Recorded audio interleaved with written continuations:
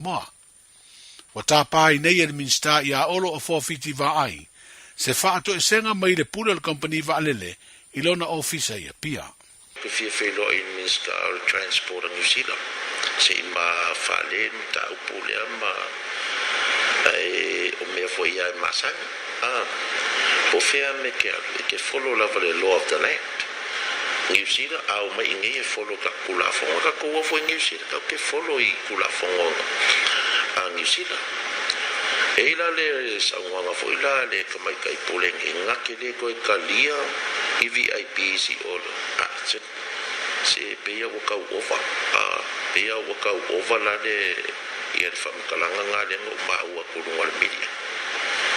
Ere se VIP a le New Zealand VIP a Samoa e pule ai Samoa pule ai Palmia maka mamiska le laka penga kai le meanga ka peia kau whaipong sa mea le mai kainga e vanga ngā pe ingi launcha le New Zealand o lakwanga ia o mea la ngai whai lako so sopo ko I le mele ka nga fai keke le ka mai kai pule I langa saunga nga whape. Lea whawhetai lo whio ngā tonu o manino e le mtau kune te I o iesesi I wae ngau le wha manino ngai le o pa ua tia te au. Ina ia wha asao ma wha manino ai mō le alualu luma. E kasi le kalari au whai a kua o ke mga umia se apology le New Zealand I le malo. Upui fa peo le la ko pule a ko le au ke le kalia ni se mai ko ngol VIP a Samoa. Ia male mele nga fai ngai I le fonga whakalai. Ale malo Samoa male a fo I male miska. E fai asi onga kua inga ia ma mea ia nga fai ngai. Ale pengo fai a. Pe screen, pe le screening. Le follow ka ko pula fo. Ia mare la ko fo I whenga whawai fo ele New Zealand la ko ia. Se whingalo le minstao ngā ruenga te tele ma pulenga malai valele, le tō whaolo a forfiti va ai, I awala o viso te inga le upenga te whailangi alo tātou malo. O whailo na ia le whare tupe le atina o Asia, le wha mautu wai o se marienga ma le wha laptonga le malo si tau ele tise de EPC, I le wha moe lango le whare tupe, le wha tutu ina ni no whanga mawaile le tise mai de la, I motu o upolu masawai. O se fuafuanga fo I le afausi ai ma se no whanga e tu I ai ma ai mawaile wila, mai malo si wha wina tau ele tise, o le asanga si iti ai le tise maua, mo le wha onga ina lo tātu o te no. Wa fuafua ai e te I wha se furu me ka wanti o le ele tise, e maua mai e tau mawhainga e lua, leo lo taula I ai le fuafuanga e ausia e Samoa, le fitu se furu pasene o malo si tau ele tise maua mai malo si anga wha wina, po renewable energy, I le tau sanga e lua afe tau tasi. O le asono o te sema na saini ai le marienga le vao sui o le whare tupe, ma ofisa si nia e alfi eise lo ia, o le whala aptonga le malo si anga tau ele tise.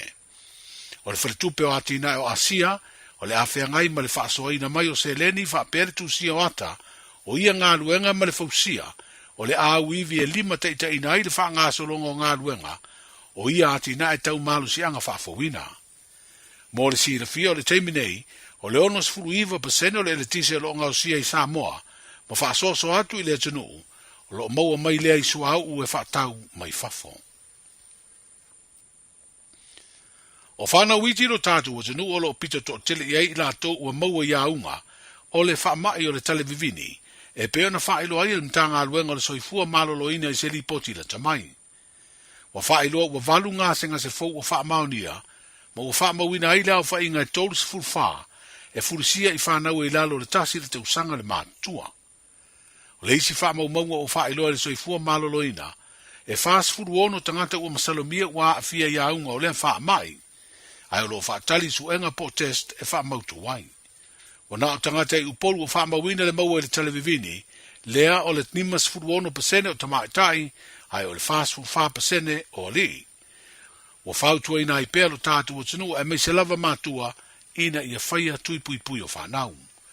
Le aso luas furuvalu o Novemba, na whaalawi lo ai le mtanga aruenga o le soifua maloloina, le whaamau ni o le pipisi o le televivini I Samoa. O le whaawa wino ngā aruenga o le atina e manui o le tātu o tunu o lo whaatino le malo, E ala mai le au nanga le pulenga o le sua vai. Wa whaelo aile mai o sa tasi o ngā luenga o le sua vai mo le afio anga o papa i sa taua. E lua se lau 5 afe valu se lau fitu se furu whata ala le tau o tāne vai te tele e lua.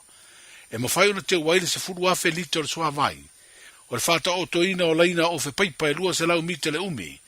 Ma le whapipi ina o le pāmu vai. E ole le tise maua mai le la. O ngā luenga ia ua mahea maua mawhai ai nei. O na maua le sua vai le vaenga o le tātou motu i sa vai.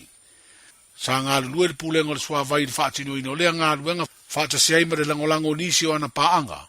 E peo le company ko ne sale o le Vision Engineering. I le fausi ina o tāne vai te tele lua. Lea ua teu iai le sua vai. Manuia le wha iunga o le vai aso. E silia ma le se lau fala oloa i Samoa e mawhai ona whaanga i le talofa voucher mō whaatanga alu a inga. E le atua lava se 5 milu te lafu antuai mai New Zealand, Australia, Amerika, mai si antunu. Ai tau nui telefoni maolo e whaanga le talofa voucher e whai e le whaatau. E mawhai fui ona tungi e tuai le cash power wha pēle pili o le vai iso o se taimi. Angai loa le www.pacific40.com e lafu ai se talofa voucher mō loa inga i Samoa. Mō nisi whaamtalanga walau mai le olua tasi o Valu tolu tolu, lua lua lua tolu. Bole info@pacific40.com. 24 hours a day, 7 days a week. Radio Samoa streaming live on www.radiosamoa.co.nz.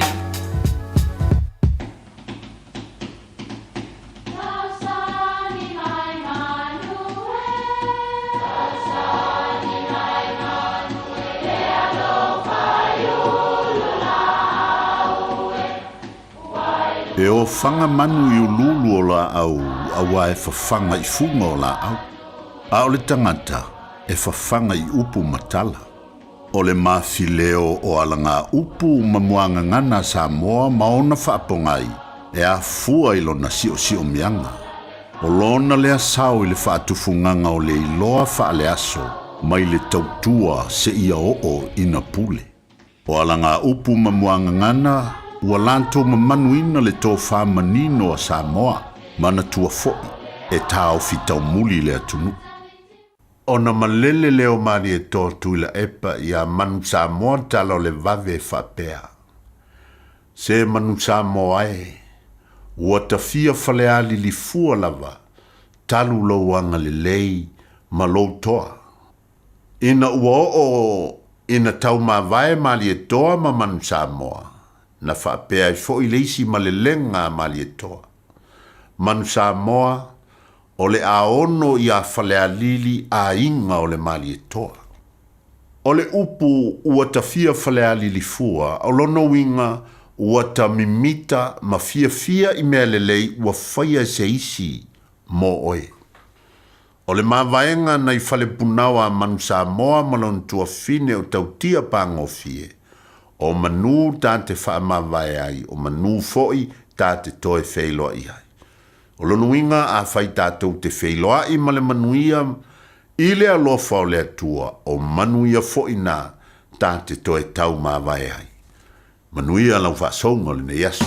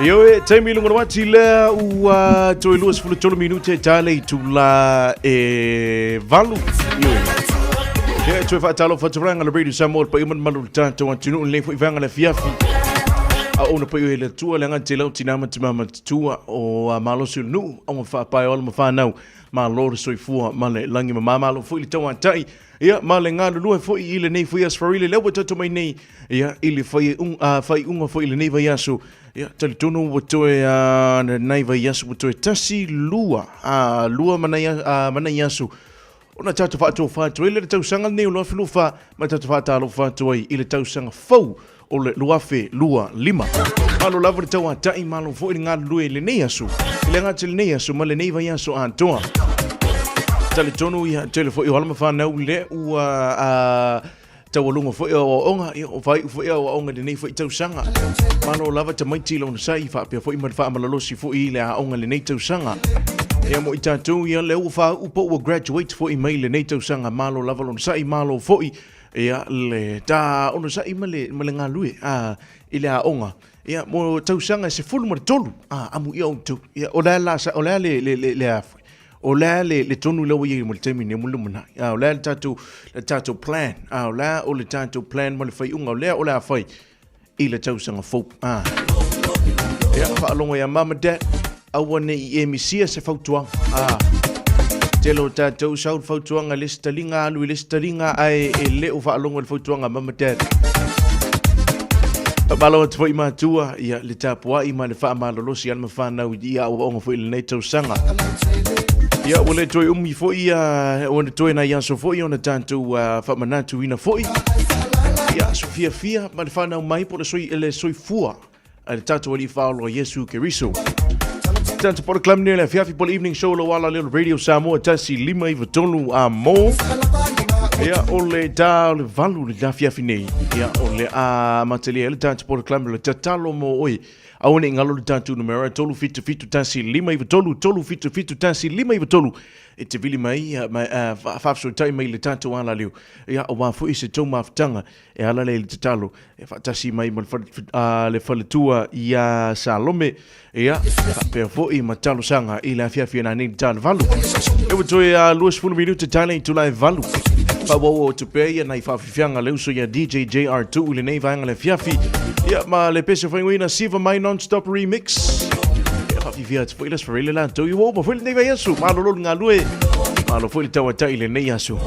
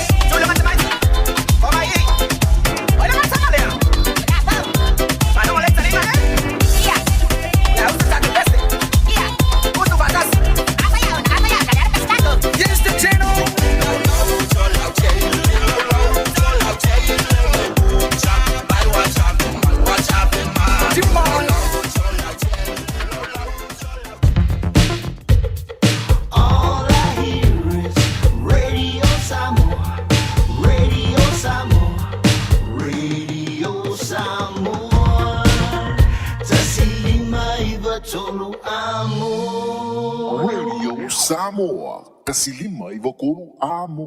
O e mo mia singa luenga le customer service, hospitality, po le avea fo i maleo leo. E tele o mautinoa, po o fea amatai. I le MSL training, mātou te fesoa soani atu. Mātou te malama o le amataina po le toi fo i atu hi aunga. E mawhai ona whaafaina tā. Ai olo o iai le mātou au fesosoani wha maoni. E taita ia malangolango ina oe i lau malanga. O le MSL training, o se ainga. O se no fuanga i langolango ina oe, e wha malo si au, ma wha manatu atu lau sini wha atu. Asi i le msltraining.co.nz. Pevala au loa, le o valu se lau, lua, fa, tolu valu. O lolu manai, e a mata atu, i inei.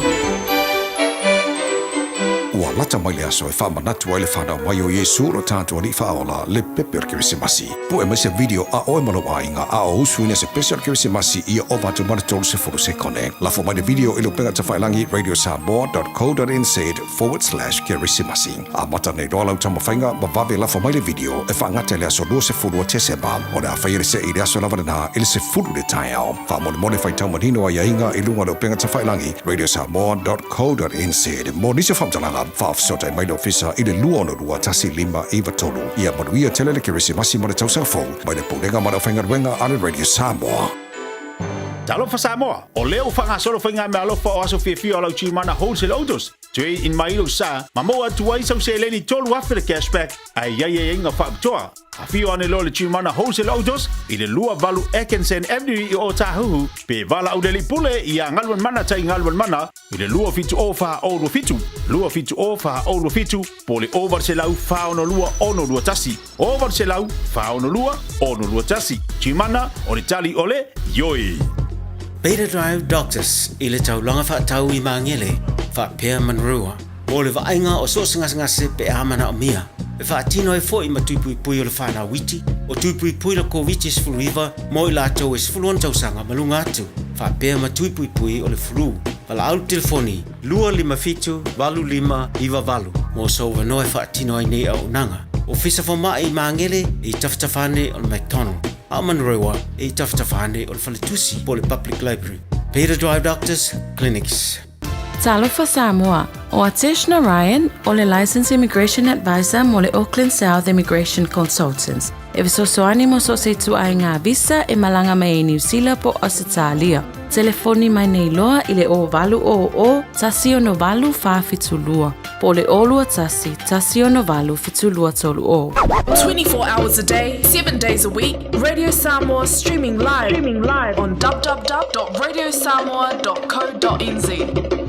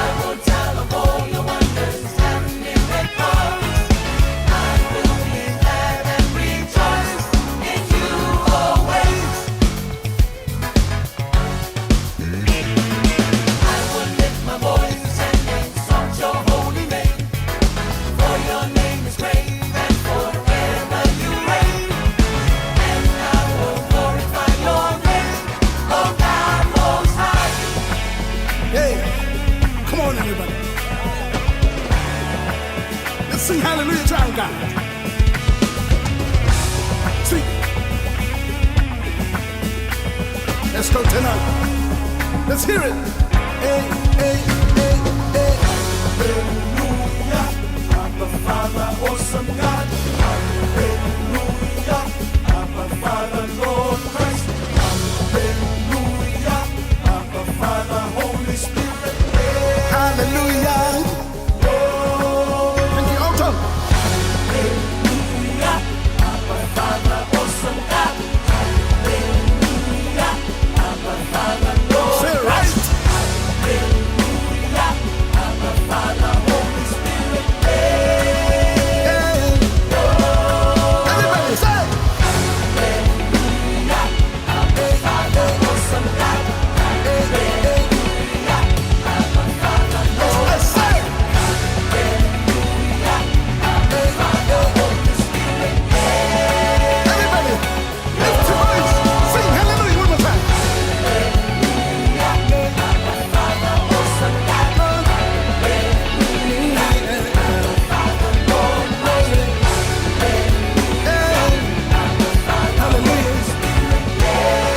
Yes, I say, I will praise you, Lord. Yeah. I will praise you, Lord, with all my heart and my soul.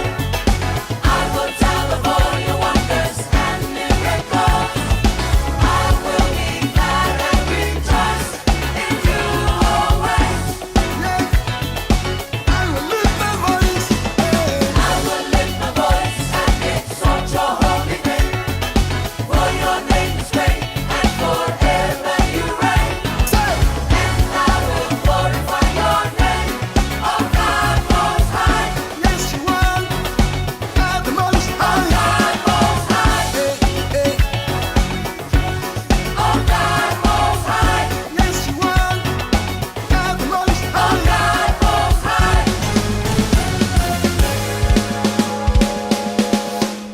Ua na o le Radio Samoa se furulima iwa toru a mo e tautuaina o e ilaungangana fitu aso le vai aso. Whai mea alofa I a inga mawo I Samoa, e ala I le whaatauina o se hotel ta alofa voucher. E mawhai ona whaongaina mo aso ta ua whailongaina. E pei o aso whanau, whaipoiponga, pe whai malolonga mo ta whawhawai whaiungo vai aso. Whaatau e oe New Zealand nei, a e piki e lau a inga I Samoa. Tanga I ane I le pacific40.com/hotel. Ma whaatau nei loa. Pe wala au I le o lua tasi, o valu tolu tolu, lua lua lua tolu. O lua tasi, o valu tolu tolu, lua lua lua tolu. Ua lata mai le aso e whamanatu ai le whanau mai o Iesu ro tātua li whaola le pepe o Kirisimasi. Po e mai se video a oe malo ainga a o usuina se pese o Kirisimasi ia o vatu manatolu se furu se kone. Lafo mai le video ilo penga ta whailangi radiosamoa.co.nz/Kirisimasi. A mata nei roa lau tama whainga ma vave lafo mai le video e whaangate le aso lua se furu o Tesema o na whaire se i le aso lavanana ili se furu le tai au. Wha mone whai tau manino a iainga i lunga lau penga ta whailangi radiosamoa.co.nz. Mo nisi whamtalanga whaafsota mai le ofisa I le lua ono rua tasi lima iwa tolu. Ia manuia tele le Kirisimasi ma le tausanga fau mai le poulenga ma le whaingaruenga ale Radio Samoa. Tala falava Samoa o foi nei o eni ma le tato whale tā vale lau iloa o le Car for You. A whailava ta sa ili sa tā vale, le aise lai sene pe maua le lai sene a o e whaingaluenga tū mau, ma le leilo suafa. Whaingo fia lava le Car for You na fisosoani mo oe, maua tato cashback pe a mana mia le fisosoani. Talofa lava Samoa o afoile nei o lofa, awa nei ngalo le tato Facebook page le Car for You, pe te su mai le mato tuatu si tolu se lao Craysel Front Manrewa, pe faso tai mai le mato telefoni, over te lao lolo a fitu whaiva o na walu, pa fisili mo en po alofa. So fase fua. Beta Drive Doctors I le taulanga whaatau I maangele, whaapea manrua, o le vaenga o so ngase pe amana o mia. E whaatino e fo I matupui pui o le whanau witi, o tupui pui la COVID sfuluiva, mo I lātou e sfuluan tausanga malunga atu. Whaapea matupui pui o le flu, pala au telefoni, 255 iwa valu, mo so wanoe whaatino ai nei au nanga. O fisa whama I maangele I taftafane o le McDonald. A Manrewa I taftafane o le Whaletusi po le Public Library. Beta Drive Doctors Clinics. Ua na o le Radio Samoa se furulima iwa toru a mo e tautuaina o e ilaungangana fitu aso le vai aso.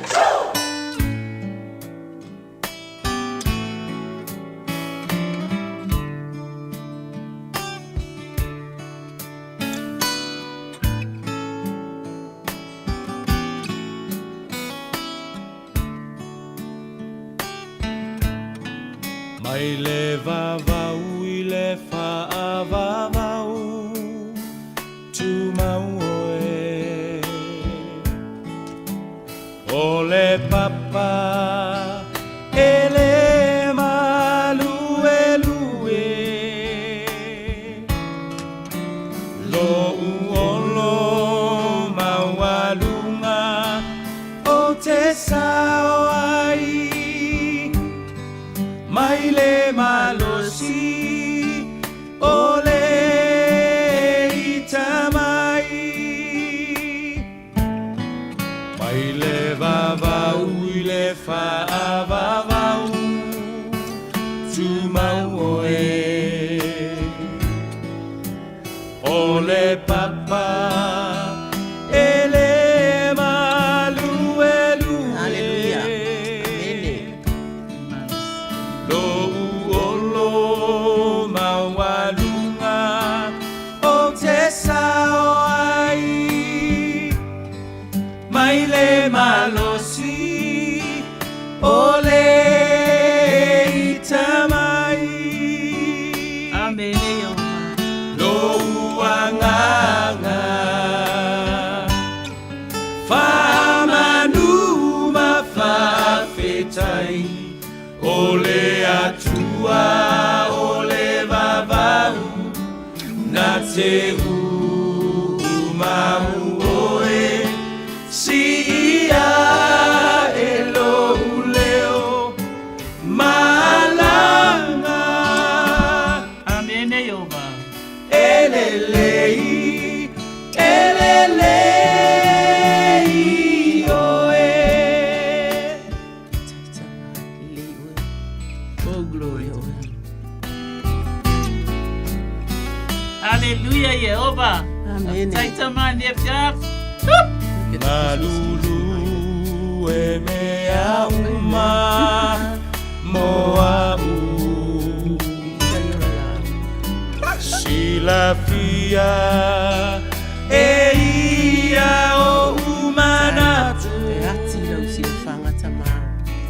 Le tua le maunga, le tua le vanu Mua mua pea O lo le lei Le lei mea uma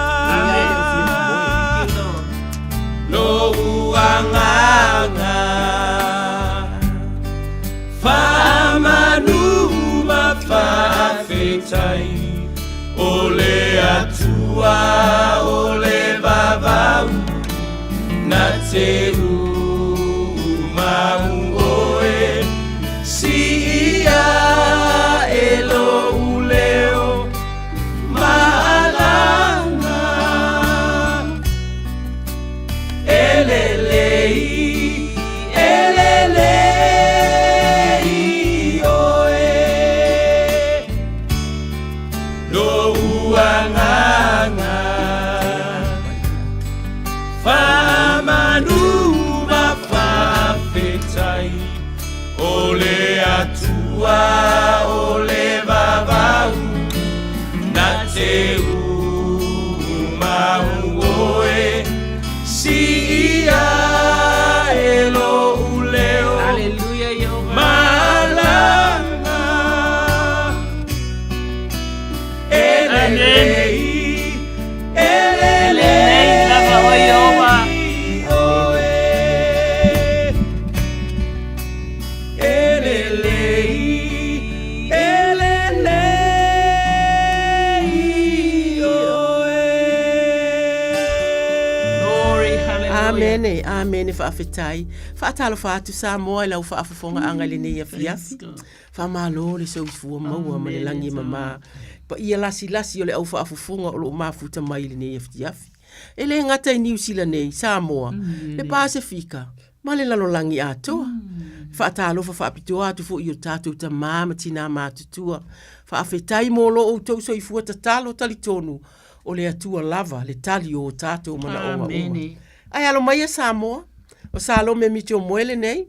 Tarsanga. Se yuli puliti wato. Ma le whaopoponga o le tātou polo kalame, o le tatalo mo oe. Hallelujah. Whaftai le atua. Le whafonga anga. Ma le sairi ngā mā lo. Alo wa tunu pele Samoa. Iso o se atunu o le lalolangi o whafonga mai ai. Awa, wa le whapito manu i atasi. O la mātou sairi ngā mā lo. Ona o mana onga ese ese. O mawhatianga foi. E o lava le oti. Le atu wai. Wa whapea lava ona e alofa mai i le lalolangi. Wa e awina mai ailo watali pele totas ina ia le whano lava stasi.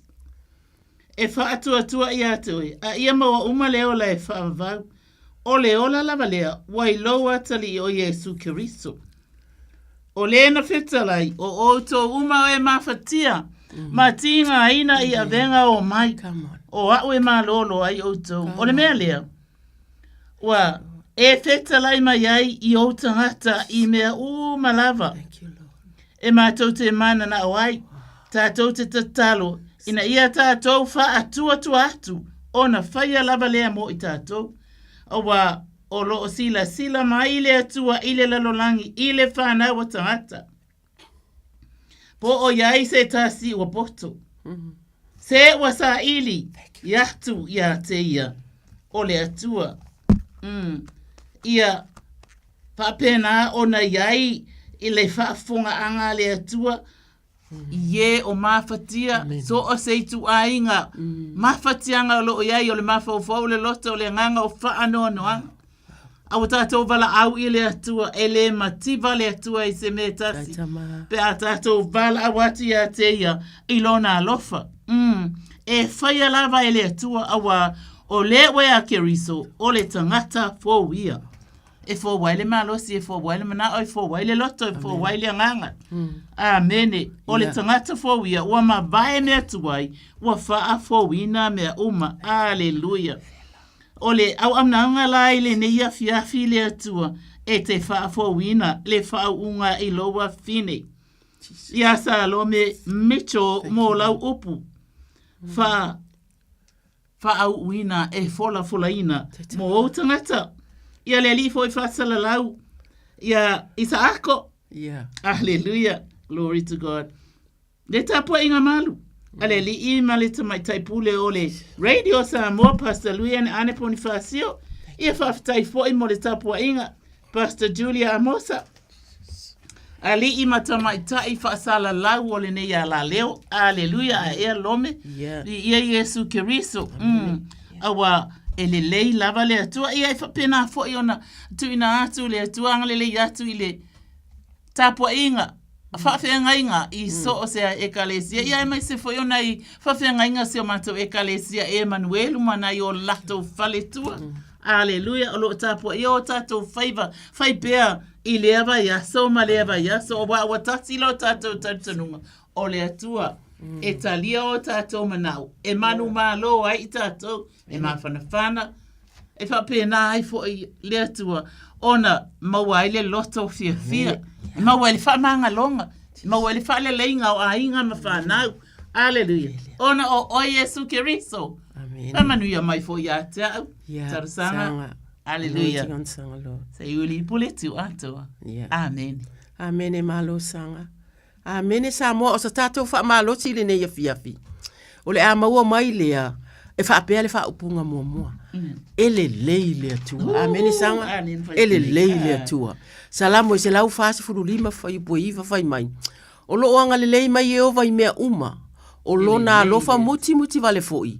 Wai mea uma na ia whai. E le lei le atua i so se tangata. O lo alofa muti vale o ia i mea uma na ia whaia. Fai mai upu o le launga Yesu i lungo le maunga. Mata i o lima. Fai upu e whaasitu. Tolu fai upu o le whaafono. Wa o tau whaalongo na fai mai. Ia ea lofa i le lua te tua oi. A ia ino i le waita mai a te oe. A o te whai atu i a te outou. I o tau walo lofa atu i e waita mai a te outou. I o tau whaamanu i atu i e ua whetu mai a te outou. I o tau angalele i atu i e ua ino mai a te outou. Yo tau te talo fo i moe o tu ua i fuaina, mai ma whaasa wā ia te outou. Ina ia whaia outou mātali i olo outou ta mā o le langi. o le na te whaaoso i lona la. Amen. I le wā mio leanga, a toa mai e wā mio le lei. Amen sanga. Osana. Wa ia whaatoto i fofo i le ua i e wā mio tonu. A toa mai e wā mio le tonu. Amen. A wā a whaitou te alolo whaatu i e wā alolo mai a te outou. Se a ea se tau i tau te mawai. E le whaia ea e le atua, te lona. E le whaia ea e le au te lona o le alava mea. Amen. E fina ngalo Yesu i a tātou wālo lofa i tangata uma. O le ala iona ta, so se anganga ya maua. I le wā a tātou watu i le atua i le tātou tatalo. Po o a uma lava le lalolangi nei o tātou watu. E pa ia le atua, e mamana le atua. E te iloa le lei lava. E te o lea ua e iluma o le atua mamana. E te alu watu la iai, ma lo loto o le nā ua teu teu. O le ala iona whaapea. E whinga ngalo le atua, i alo lofa i tangata uma. A wai le si alu, a o lai whaalongo atu o lai ita le uso ita ile. Tua oi a. Tātou whaamanu i atu i o tātou fili. Po o e o ita mai a i tātou. Ia wha loa le anga le leima le alofa o le atua. I e olo i ai o lātou monati fu inai.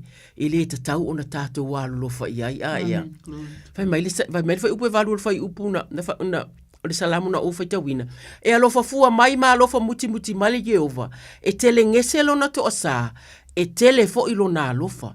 Fai mai ole alofa ole atua ita ina aile tangata ia salamo. Roma e lua fai upe fa. Po ua fa atau vai mai ia le apostolo. Po ua fa atau va ea ia te oele fa ula i olo nanga malu. Malona fa apale pale. Malona ono sai. Olo o ele i loa ita ina oele anga malu ole atua. Ile salamo. E ele taimi tātou te whitai iai mani mea whainga tātou te whiu e tatalo. E whiu e alofa atu i o tātou whili po o isi tangata ai o le mea lava e tasi. Po tātou o uma ele mea le nā e tatalo. E tatalo a be e ele o ia tātou le taimi. Wha alongo. O na tātou wha se alo a lea pe wha amasino i o tātou loto. E wa mai maua lofa, wa whiu foi, wa lava lea aua ne ingalo ia i tātou le taimi lea, o tātou fo ia o tangata anga sala. O lo oanga le lei mai lea tua ia i tātou. Lae pea ona e wha apea oka, o toke e ofo le kamali ngei se ua fiu i wha akongu la fo inga lue mai lea tua i lesi piko oe, pe o le winga nao lau tala. O lo o iai fo i o tātou lape i lumo lea tua, ono sa i mai te i utau mawhai atu lava e wha uma. Ai o lea tua o lo sa ili mai lava o ia i le tangata, ina ia salamo. E iai le taimi e muta ai le anga le leo le atua. O na o mai leo lona to asa. Roma e valu fai upo se fulu valu. A wā olo umanatu e le tatau ona wha atu sa ina le ti ngā i nei ona pō. Ma le manuia a tali e wha alia mai a te i tātou. Whai mai manatu o isi tangata E wha pe fea. E le atua anga le leia lofa muti vale. Wha pe fea ona mawhai e le atua ona ia tu ina atu tātou se tangata e alu i se e oli. Whai mai ai alofa ai anga le lei. Ai se ia manatu Wa uma ona avatu ia ile taimi e le atu. Whai wo o le taimi o le Wo le ai. Whai wo o ilona taimi. Wa uma ona ave ia le atua taimi uma lava. E sala mo ai le tangata. Ai olo o whai lava lana ia filifilinga. E whai pea. Le mea lai loto ia. Ia po le anga sala so. Anga sala foi. Whaalonga foi le fionga le atua le teu tere nome. Tolu se fulu whai upo se fulu iwa. Whai mai, o te wala au i le langi, o le whanaunga i te rā elu, o te wala au i le langi ma le lalolangi i le aso nei, e whai ma mōli mau i a te outou, wa outu i nā atu i au luma o le ola, ma le oti, o le manuia, ma le mālaia, o le nei, ia e fili i le ola, ina ia ola ai oe. A toa, ma lau whanau. Lea, o luna winga o le tātou filifilinga le nā. Tātou te filifili lea tua maona ala. A wā o le isi filifilinga lea ese. E lea iso tātou manuia e mauai. E oti atoa foi. Nia tātou filifilinga mani mānatua lofa moa tātou whanau. Pei o sia tātou whaamalosi le nā i le nei tāi au. Ma le aunga lava o le tatalo. Tātou te mafuta i le atua mamalu, le atua mamana. Le atua e ati lana sila, le na sila whanga. Ia e whamalo, o sia tātou watu iau au tawhai le nei taimi le tātou whamalo si. Ia e ua, ta tala atua tātou leina pe ua mawa ai atu. O le e whaisina pōngi sā mai o mālaina, ia, ai whai mai na, ai whai mai na wheta lai le atua. Alu ese le pongi sa. Tolu fetu te silima iwa tolu Samoa vili mai ma e tele a mata talo e mawhai o na whai e au mai ai o le tātou leina tolu fetu te silima iwa tolu au e te nufua a whai o iai se whale tonu au iai se mea po ai se si o e mana o te talo iai po o e lava male ainga ia wala au mai lele ua emo mai le tā leina. Ia le atua. Ia le atua. Taimare upu whauina ia ai sau no mai. Talofa. Laifa au o mai isa ako. Talofa a koe kiki a sanga. Te olu fitu te si malo lava le onu sai. O kele mai ai le o tali mai le tangata. Le whakali o. Te olu fitu te si mai te olu vi ia lea tuelo na anga le leima lo na alofa fa. Tai mo isa ako ma le tu mai le foe ia manino ma ia saunga le mule lana fa avase nganga wa tatou kous le ne ia fiafi. Tolu fitu te silima iwa tolu lea lava emo mai toi titi lava asanga. Toi titi lava le ua ready atu ia. Ia. Le ua ready atu sanga. E ua na le langona atu pe ele o mawhaina langona e maa ua le wala au. Ai whaamalia atu. Atono iese meo whale tonu. E tatou talo pia. Ona o le alu le tatou taimi. Ia, e molo. Aleluia. Whai mai o le nofo le mea lilo o iai le sisi ese. E mau o ia le paolo o le nofo. Ole ona le malosi umalava o te whape atu ia i ova o lo umalu o ia ma lo u olo o lo fina ngalo ia polo mana onga o lo e vala au mai ai. Aleluia. O le la vala atu tau ina atu i le tatalo ona e talwai ele o mawhaina mo e ma ua le vala au. Ia. Alusanga. Aleluia. E selelele o le atua. Amene. Lai whai mai o le nofo ele me lilo wai te tonu ona e te whapenana e fio mai te tonu. Ia o lo maota, ia po lo potu. Aleluia. Ia e whai mai tala tuspa ia. O le nofo ele me lilo o iai le siri ese. E mau o ia ele paolo. O le ona le malosi umalava. O le mele le yelo tato wutua. E te talo ai le suafa manu malo Yesu Keriso. O fea lava o e iai. E malama le mele na e te fio ai le silofanga le atua. E whapena fo iona a apato a pane. A whai o se ngase o se mana onga le mawhauwhau le loto le tino male anganga. Watu ina atu i le atua. Ina ia whaatanu ina le mana la na fionga. Ma Yesu Keriso na sau. Ina ia o tato malo lo. Ina ia whaia le fina ngalo le atua. Na lai ona maliu ma whaalava au. Aleluia. Ina ia e malolo, o malolo, tato malolo uma, aleluia. O animana onga whaingata, suwafa manu malo Yesu Keriso. Leli ie, alofa ngia. E ofo ele matau telefoni le neia fiafi. Pe soa ni mai, ngalue ina ia whaale leia. Ina ia o matau langona, ina mautau maual fisota inga, mautangata, ile neia fiafi. Ila suwafa Yesu, amene. Malo, atonu olo iaini nai, ni nai whaale tonu o le mawhai ona o mai tātou ko. Ia o le mitai. O le mitai le po le vaile. O le mitai atu lava tātou leina Samoa ono sa i mai. A o le a o te talo. Le wo mana te talo atu sanga. Ma tātou mitai leina ono sa i mai. O la o te talo e whaitau le fionga le atua. O na te talo a i lea, o le vai taimi o le kirisimasi le nei. O vai taimi o le popole. O vai taimi o uti se leni. O le vai taimi o le tau mawhai e wha soa soa. A o lea la, o le a whaitau le fionga le atua, ma te talo mo so se tasi o wha pēna. A ua tau te toloa i oa mo o tau i le lalolangi. O iai le monga ma le ele wha umatia ai. O iai fo i tangata o i eli atu manga o iai. A ia o tau toloa i oa mo o tau le langi. E le o iai se monga po o se ele e wha umatia ai. E le o iai fo i tangata o i eli atu manga o iai. Wa o le mea o iai lo o tau oa. O iai fo i mo o tau loto. Io va aulo mātou ta maa. Mātou te tatalo atu le atua. Mātou te tatalo atu le atuai. Mo e o lo iei le popole. I le suafa o Keriso. Amene. Sauno mai leo i le laina? Talofa? Talofa aku ma le whaaloalo. Talofa le au? Lo lua sase i lua ia Salome ma. Talsanga. Ulitiu. Ia le sua. Ia. Ia. Whamalo ala whamalosi. Vitai la. Aka o fieringa ia so le lofa o le rik. Amene. Ia o fiu ka mwhai aku am salo wha le kongo lai ngā ringa aise. Ia alewa ia ale ala wa mau. Ia me si o ka sa fa. Malo le on sai, malo la vale au. Ia fa kai fo isa o mi si fo lava ya. Yo e. Ia o ngo. Ia ko ngai fu nga sa ya. Ia. Ia. Ka yang ngi o mo wa ngo ngi pia. Ia ole mo nga masangi lava. Ia. Alo me ma. Ia. Haleluya. Ia. O mangkua si o ko fingi sa mo lo fa. O koria fo i mai o kingo Juliana Simone. Juliana. E fo isi uso fonki wange i mo lava. Iyo i tarofa. Ia le atua. Ia ai fa mai se ko fo i a le nganga le ko skasi o kamale ainga o kai ao no fa la usinga ia al ngere ko ia.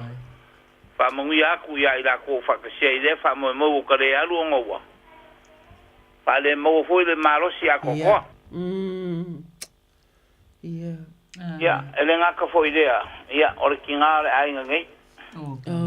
Ia, mo wa fo ngo kingo i. Ma, o nga vai lava. Ia sa ku inga ko ka ko fon kalo. Ia aso ma le aso. Ia. Ia le fa nga u fa se kai ka ma lau fa mungyanga ngi ai nga u manguia fa solo a ko. Glory to God. Ai sia wa kari. Sia u prensan le li roi pe un kuinga ku ka ko alsanga nga paulo mele ye.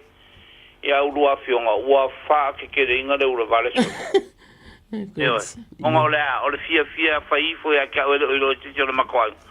Lo ua lofa ma lo mimika le lofa ma le anga le ole. Amen. Ia le tua. Langa kausing. Ia. Ia ole ka ke fia fai fo ya. Ka ke vai nga do nga manga le ko fa ari ngi ka maki. Ia. Amen. Jesus. Hallelujah. Ia fa pe fo ngi sil fa nga wi kai lapi ko ngu stand mo pe. Ia. Glory. A finge me siang fa nga. Sela ma nil ma la fa nga. Ia fa pe fo ma ka de pola ma. Sia ko fu ai ngi siang fa nga i Evandale. Amen. Ya, ai mai se o le mako ai nga ma ka mai in vikako. Blende mangi songi se yo o mai ai mangene maukirang. Ya fa mungia de ko ya ke o ko ngi afia. Glory to God. Winga pera va o ko kar sanga fa so ile aso ma le a. Ya mai se ka ma ko o ngi ai nga o ye fa lo nga ka ma ko. Ia. Fa ya o si fa ila fa ide. Ia. Ya lo fangia la nga fiu. Ya fa ka seku. Ma ila ko u ma lo ngofoi. Ia. Ole nga ka ya ke o ka mam ki nga lo mau fa ka si ai. Ai le fa nga lo inga fo ka kalo. Ia. Ye o lo la ko fe ngai mar ko singo ila ko. Amen. Mai lo fa fo ai so fo la le ki ngo malo si. A wal fa ko wingo la ko ki ku fai. Hallelujah. La fa ya ku lava le fa ko kwanga fa ngau. Ia. La fo ya ku ya ke la ko. Amen. Ko nga lu nga fai. Ia. Ia ma ko kalo ko fo. Ya lo fangia fa mungie de ko peli sa mo. Glory. Hallelujah. Thank you. Ana mi mal ka pinge ka la ole malo. Ai le fa nga lo inga, au finga lo nga ko fia le ko jo fa ka fa ka lang. Le la ko nga lo nga fa yo lo fa. Fa le malu le iku malo ma le ngu ma le ala la fanga. Ongo ka o swing o le vai o le ola ia mauangi nganga se kede. Glory. Ka ko inga lo nga malo mo wa ka ya. Amen. Ya fa pe fo nge ko ngoro fai mo ka ko ai nga ka ko ngo foi. Hallelujah. Am nge fo le finga malo nge finga malo pa mi man ka penge ka mai au mau kofi. Ai mai se a finga lo kofi fo ele ko so se pa ka ka la. Ia. Ya fa pe nga ka ko mo ala se sa pa ki pa ele sa. Pa longo fo i anga au ngola. Au mai me ai fa le nga ka ko ke. Kau se sami makako ai. Ma wai kako wola mal fa ko ko ele. Ya kalo le mal vala au ko ya urua fionga mal fa ro lava. Ia ole malo fa malo lava ia ole na lava wa e tatalo mai fo ia vi ia le tua. Ai fa o popo atu ale na wo folosia uma lau lisi lu mo le ali. Fa mai le fionga le tua salamo yo no lua. E moni lo nga ngai. E te whaalolongo lava i lumo le atua. A wā mai a te ia lava lo uwha moe moe. E moni lava o ia lo papa ma lo uwha aola tanga. O lo maua lunga i le whaanga e inao. O lo o i le atua lo ola tanga ma lo umamalu. O lo papa ma lo umalu. o loo i le atua ia. Iova au le mātou tamā. Ma lana lisi lea le atua o tu watu i o luma. Whaafetai lau ngā luenga i te tonu o lona ainga. E tau mea o loo matau tia ailo o lofa ma ai atu de te leo le wha moe moe. Ai tau fo i mea pei o loo masalomia o na atonu e lo e whilo ai. Mana ai ainga. Ta mā ua e si la fia. Ua e si la fia whaafetai. E vatu le whaafetai mo lili. Le tina le ainga le atua. Mātou te tatalo le atua. Pei o aua fionga le atua. O lona nganga. O mātou wa nganga. O mātou loto ta mā. Ia epa i atu. Ia epa i ane le atua. Ia suise li poti. Ia suise na tala. E ala atu ata e au. Le atua ua suise na tala le atu wai. Ia iai le ono sai. Lau alofa muti vale le ta. O le alofa le na. E whaatanga mai iai nei mea whaingata. Ai au mai iai mātou le ono sai. E whaafea ngai ma nei mea uma. Whaafetai o loo iai e o au tafa o lili le atua. E tāpua ia ma tālusia ia. Tā lofa tupu ola ma le whānawi Avondale. Stanmore, ona whānawi Stanmore pe ia Sierra le atua. In me kako Nelson, au si la whai, o loo i maota o tangata mātutua. Le malo Samoa ta ma o loo wala au mai. E kāli si ia uma. Diu sila nei, ai mai se e o loo iaile. O loo iai, o loo le wha mai senga i le ainga. Wa e wala au ina ta ma o nei mea uma. A vai le tangata. Mātou te tali tōru le atua e alua ia. Ai a mātou tu uatu i la wafio ma e sila mai. Ta mātou te mana o mia la wafio. Mātou te mana o mia lo pa i atu, lo wasi asi atu le atua. O whea o pongi sā. O whea o riaile le mautonu le atua e. Mātou te tatalo le atua. Wha atu atua le tangata. Le tō whāma i la wafio le atua. E ti wai le tangata. Ma whetūna ia i le atua. E fōu aso uma. Malau fōa i ta maa. E whaafetai e iai mea o lau usi. A iai mea le atua. E tu watu i la wafio. Mara mātou tali tonu le atua. E te le tu la fōa ina lo watali. Lo wafa fine lau whānau uma le atua. Whaamanuia le atua a vatu. Le pongi sā o lo ufiti ai le ainga le atua. Alo whangia le atua whaamawhana whana. Ia avea le whesila whai le whaai atua le tasi. E whaima whaamalo si anga ia i lātou. Ine i taimi whainga tā. Whaamanuia le tatalo le au malili i taimi uma lava tamā. O a mea ele o ia i lava la au o mana o mia le atua. Ia whaapea ona e whaatu atua ina e pei o lau māsani whaafetai ta mā ona o ke riso ua mātou wala au atuai. Amene ma amene. Ia le au. E whaakai lava mo kalsanga moria ngei kula fiat. Ai ua ngalo e desi ngalo ngimo la ngalo si. Yo ko finge woning konge ya whaafou. Wha i e kako kalsanga. Tua whaamanuia ya whaafou. Ia masio o ki a kongo leo a konginga ukai. La nui. Ia ma le whaalo alo lava. Ai whaafkai kere ia urua fionga mo kako kalsanga moria ngei kula fiafi. Tai lava. Ia alo whangia le kuala kaimi o lea. Koe di liu le sai whangua. Ia whaulau ai langi ma. Tai lava. Awangi whalawelawe se kuala ala i le ala. Ia whaakaumuinga ma le manguia. Mauka malawa. Ia. Whaafo i wiinga i le. Ia le mako whaafkaire i au rua fionga ngei kula piati. Tai lava le au. Ai whaasoi fua ia. Whaasoi fua. Aleluia vi ele atua. Malole ona sai. Mali atu ia ai whapena luana sau no mai loa i lo mana o ngā whaaman mole. Talofa sau no mai. Talofa atu ia te uro fatua. Talofa fau. Talofa oka. Te maanai o whamarosi rei a fiat. Ia. Whawhetai mo le upare tua. Whamarosi au e pero loto mro mawhau. Mai fole tero tagata. E ta whawhetai ia la tua i le lua marosi whawhauira. Loto nganga ma le mawhau. Ia e pia le tua ia. Ona o le manu lato teimi. Tere tagata o whatari. A o mana onga maasani lava o sino o matua. Wa matutua wa. Ia ti gan whaingata. Le ai se te whawhitia lea. A o lo tatalo pea matua. Mo tato fo tatalo. Le mwhaere whangalo ina. wa leva nei fo talo o sui vai au no le tua tali tolu fo o tali mai le tua o talo mai fai amene o vai de mana pa pio da fa malu lo ai o batu mai tu ina tu lumo le aso bare vai aso vi ia le ni ia e mas fo sa fa dau ma ira talata bai Marata itu urum fanau o ia ni su balo lo ba ia o alo ia pia ni su o o nga pia to vai a soria fa o maina ia pia le tua ia o fanau fo i mamau ia o mau ala var so ta iga o manuia pia vai dei fa mai pe pesi o pesi dei vai sei mi o laga ia ta tu to fite talo pia la pia ta ba ia te urua falitua dai multalo fai pia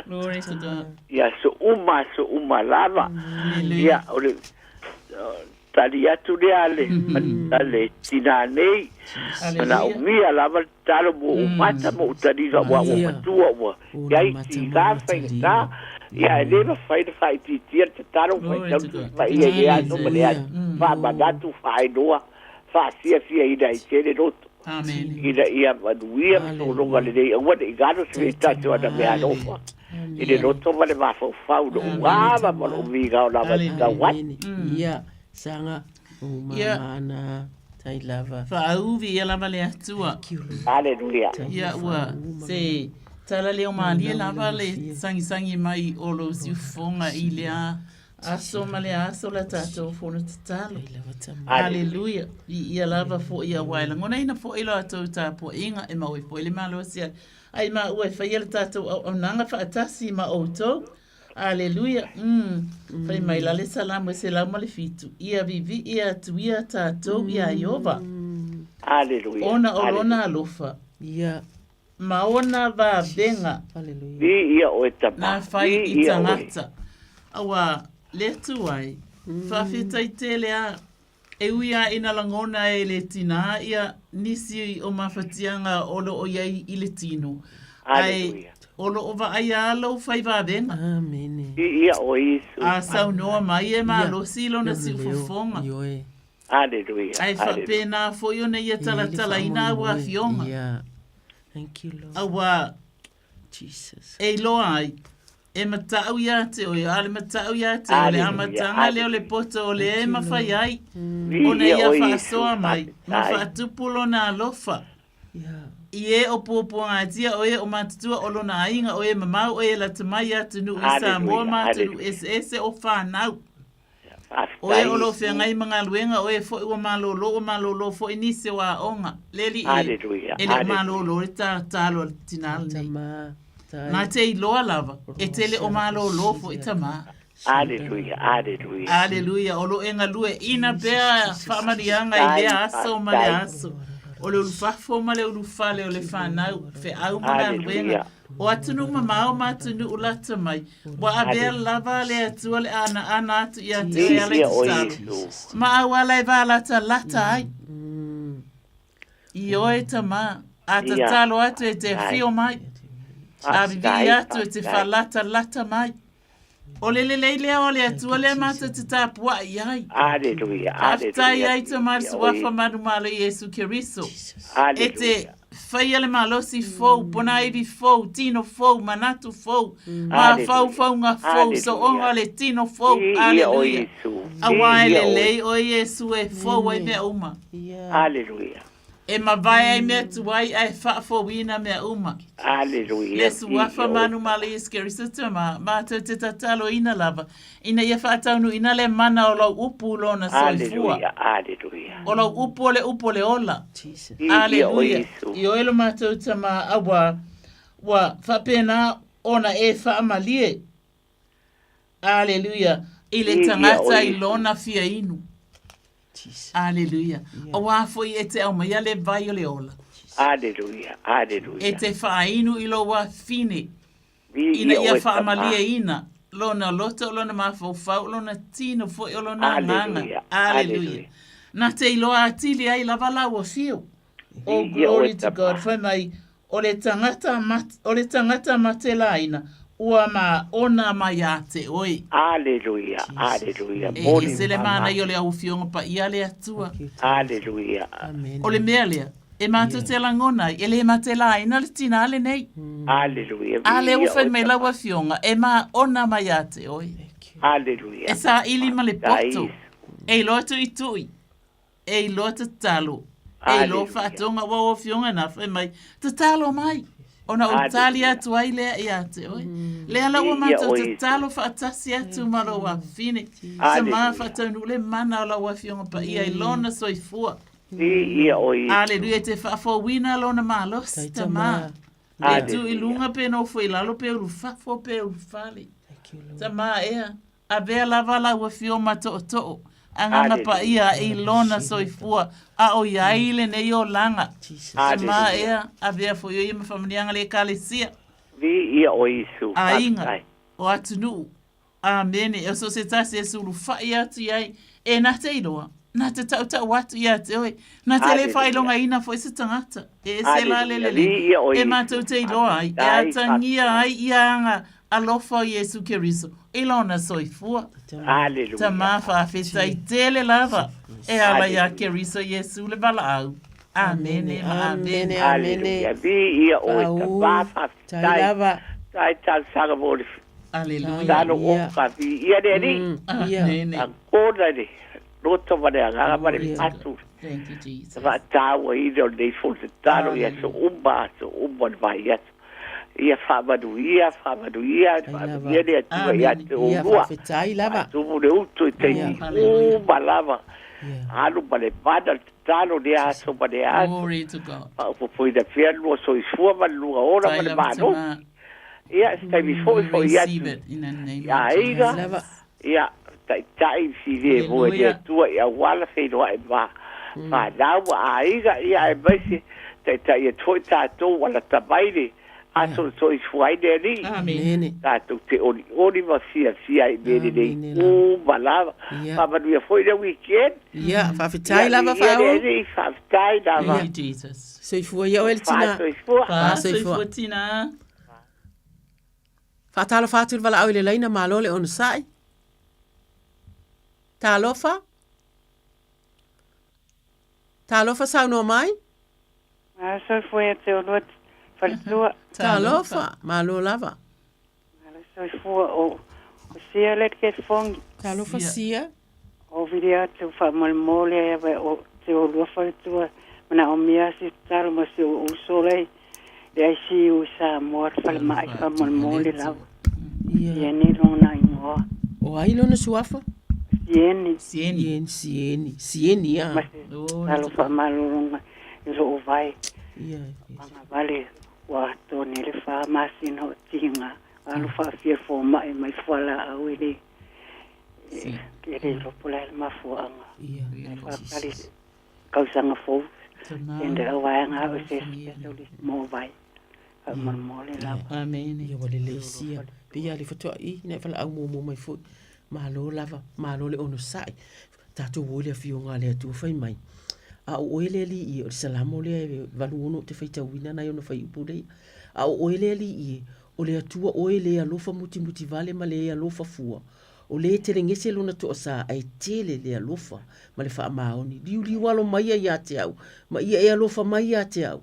Ye e foa I mai lo ma lo si lau au ona. Ma ia e fa aola mai le tamatane tama fafima lau au na fafine ia e fa ia se fa ai longa mo au o telele ai ina ia ilo ai o ino mai ate u la te mama ai wa o iova o e fisoso ani mai ate au ma e fa mafana fana mai ate au iova au le mate tama o sia lo wa fafine le mate te tatalo fa tasi atu le atua ilona nau o lona alofa ave atu I Samoa si ona uso lo le ICU o sieni le atua fa fitai tama ele aisa mato ele aisa mato malosi le atua na le malosi wa uma ona e aveina le atua I le wa tu iai nga luenga tama ita I fo mai o li fo mai le atua tatalo le kale si I Samoa tatalo ainga fa atasi tu watu iai ma le mato tatalo tama mato tatalo le atua ile su wa fa o ke riso le atua ile su wa fa o ke riso asia si atu, pa i atu. Pa i ane pa i ifo i ona tino le atua. Amen. E te sila fia le tino le tangata na e whauina le atua. E whaapea fo i ona e sila fia le atua. Me mana onga o le loto i le o mawhai ona tangi atu le atua.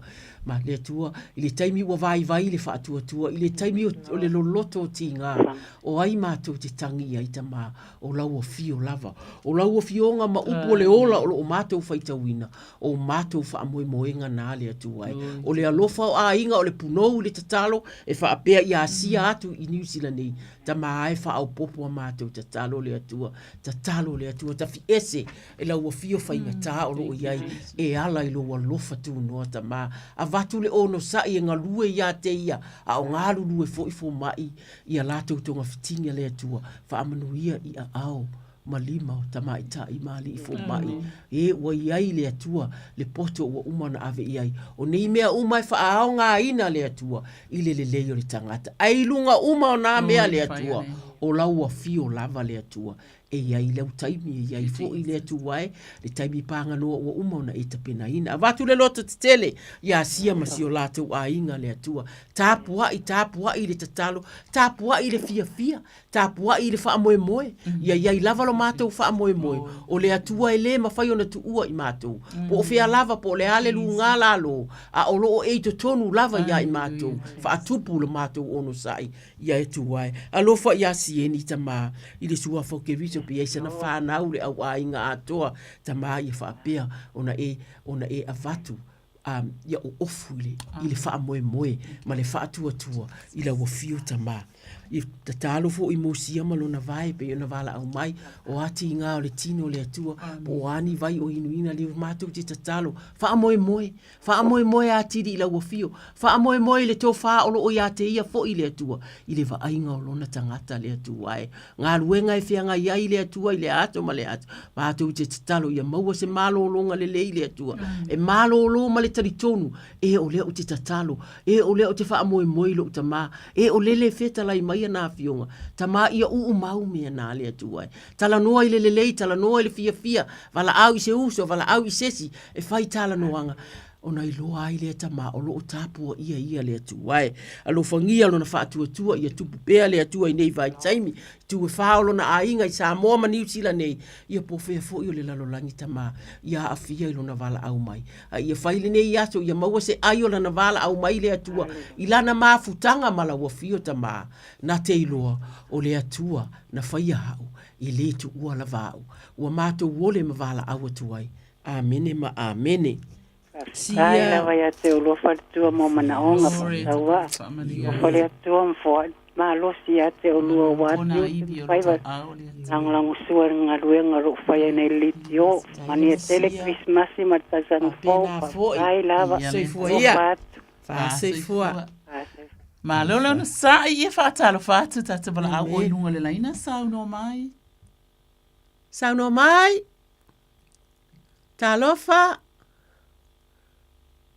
Ia a tonu lele o langona ia na wo toi palasi lava ono sa i tulo tolu fitu ta silima iwa tolu o tau mawhai mai lava isa ako le o toi e mo mai ia talo tai lava Maro se foka mala mangoya ro mako ki nga ho i mapka talofa malo se kwa ma kwa ne ko ba bisin karo sio ai okay e fainga ruenga ia marako fa ngau ia a pe hoi kei o wini ko ki nga ya upu mat pa ngau ia ben ma kwa nga ko ba Samoa na be fa mai ia ka te ke ia mo do soga e mangui ala ba chat o ile sa noa la uli ia mauli ia talofa la uli le fatasi mai ila tatu maftanga talo ile nei afiafi ia tariton wa e fatua ile atua awa ole tatu te vala au ile atua ina ia fonga matali mai ia tatu talo ia la vale atua tama wa mato ilole mana onga o tina ia tama yoe na yona te u fainga lu oh haleluya ia o ilato uma e olo o fainga luenga ia olo ia ifo ia upu haleluya male fano ainga isa mo o fe lava olo o ia ainga ole tina le nei haleluya a ola wa fiong o fe me ona ala langa le o ilato Ia Yehova, I lo la tau pupunga, na ia la vea ia I lea ia te I la tau. I lo la tau tinga, o a mai, o a wha mai, o a tinga o pena, o na a whaina I le soifua. Tai lava tama. Ua mātou iloa, o lo soifua lava Yehova, o le ona le pule ma le mana e whaaleanga ina umai au penga umalfili, ina ua tātou, wha atu atu ia te ia. A wafo I o le tala tuspa ia I le salamoe, e fitu o lona whai upo se fulu, o le atua o lo utali tā ia. Aleluia.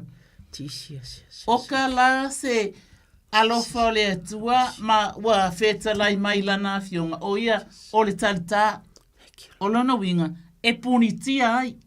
Amene. Ia pele a whaina ai. Le tangata o ati ngā o ia whai mai, o le whaola o ia, o e ua tonu o la tau loto. Ia whaftai, ua tonu mai lau fina ngalo ua e wala au mai e tātou te tutu whatasi atu. Aleluia, mō lo mana o ngā whai mai, o le whaola o ia, o e ua tonu o la tau loto, o le atua, o le whaamasino ami o tonu o ia, ua mene ua ia tausia ma leo lewina. Aleluia. Ia le ngata foilia. E te talo foi mo oe. Ia le na e vala au mai whaftai ma taala. La uli ia la bale atua. Whaftai e te ua o ia I lau tautua whaatamai tu tono la ainga. Ia wa ole matai ole ainga na te leo na te vava ai. Aleluia ia matai mata ala lau fionga fo I le atua I le nei ainga. Aleluia sua famanu malo iskeristo e te famanu ia fo ia lauli. Iona tofi o whenga iai po tono nu e kalesia ainga. Aleluia. Abea o se tamai ana o se tamai amana ia lana ainga lana sauno atu I mea e tautu ai lo finanga. O wale o mantou lo, ele te I ona bala au mai, ona iai lo taltanunga lauli, ile atua, e mawhai ai mea tātou te mana na au ai. Li ia la bala ua fiolo mantou tama, aleluia, tama, suafa manu mares geris, whaau, whamanuia, whamangalo, la beai, whaola, whamalolo, whaafia, I o tangata tama, e ala ilo suafa Yesu. Amen. Mahalo le soifua. Sauno mai le o ile laina. Talofa. Talofa sa. E whaamali e atu sa mo lo ia lava nai whaale tonu ia tātou laina. Ia tātou maua mai lava le ono sai. A o lea a mawhai lava ono toi wala au mai. Talofa sauno mai. Talofa. Ia, malie le finga ngalo o oli lea. Oli. Ia, o piu vili aku. Ia, oli, onga ole. Oli uso pele oli, kulo. Ona ole a foi, ole tele lava o tātou kōs. A ole ua mawalo taimi ona o. Ole. Ia, ai. Bole lava. Ia. O vila por baso le o piu vili aku ele kuisa o pisi o ko. Ia, ale nā lawa e te maua le malos. Ia, o mlain a le panga le mobile. Ia, o fiu ala e le o kikele mai a. Ala ka ke ngofa whaakari. Ia, tu umai alo mana o so. Tu umai alo mana o tātou te talo ona o tātou laina. Uma foi fai sesi tala i sesi taimi. Ia, whaakele lava male whaanoano wha maunano aku o. Aleluia. Ia, ka o piro aka kele pongi e lua. Nangi o ka fiu kele lo prime whaatea. Aleluia. Ia, kai kele lava le a mga ia mai no ka whaakali aku. Glory. Nangi ngai whaile lua ngā nuenga. Ia, Ia pai mo fio le ngā runga pale a nganga ngai malo lo si ai o rua. Malo on. Ia. O vilia kulava e o le wanga o veri o ki sau ro o vilia. O ka fiu. Pai a kutke fo. Ia ke karikongu na fiwa sa kangi e kau ka o fia. Ala ke vilia kupea. Malo si lava oi. Aleluia. Nga a mai le o fofo nga le piaro e pokole ai o ke lo a uisa bali ma avero koko. Ia. Ole ala le tātou te talo e ave ilu mo le ali. Ala ke karikonga, hui o ngela spaleile, ia leo ke vili foi o so ia ke siano.